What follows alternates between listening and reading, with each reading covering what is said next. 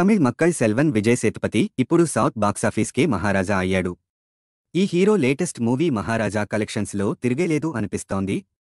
June 14న థియేటర్స్లోకి వచ్చిన ఈ cinema day 1 నుంచి పాజిటివ్ టాక్ తెచ్చుకుని 50 కోట్లకు పైగా వసూళ్లు చేసింది.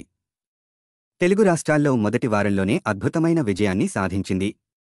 మొదటి రోజు కంటే రెండో రోజు, మూడో రోజు మరింత ఎక్కువ వసూళ్లు సాధించిన ఈ చిత్రం డబ్బింగ్ వెర్షన్ ద్వారా కూడా తెలుగు ప్రేక్షకులను విశేషంగా ఆకట్టుకుంది. పాజిటివ్ టాక్తో దూసుకువెళ్తోన్న ఈ చిత్రం మరో వారం రోజుల పాటు బాక్సాఫీస్ వద్ద సందడి సృష్టించే అవకాశాలు ఉన్నాయి.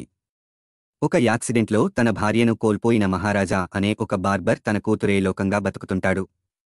ఆ క్రమంలో అతడికి ఎదురైన చేదు అనుభవాలు, కూతురితో తనకు ఉన్న ఎమోషనల్ బాండింగ్ ఎక్కడి వరకు దారితీసింది అనే అంశాలతో ప్రేక్షకుల్ని థ్రిల్ చేస్తుంది ఈ సినిమా. గత వారం విడుదలైన సినిమాలతో పోటీ పడి నిలిచిన మహారాజా సినిమా ఈ వారం విడుదలైన సినిమాలకు పెద్దగా పోటీనివ్వదని అంచనా.